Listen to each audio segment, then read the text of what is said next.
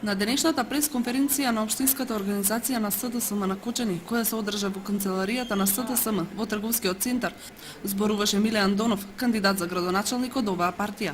Андонов повторно го упати прашањето за тоа каде се 3 милиони евра во буџетот на Општина Кочани, бидејќи досега не добиле никаков одговор на ова прашање кое го поставуваат по втор пат. На пресконференцијата Миле Андонов зборуваше и за работењето на комуналното јавно предпријатие Водовод од Кочани, кое на своите доверители им должи сума од 1 милион евра. До кога недомакински ќе се однесуваат со парите на кочанчани? Во очекување на одговор им порачуваме: вака можете да се однесувате се до денот на изборите.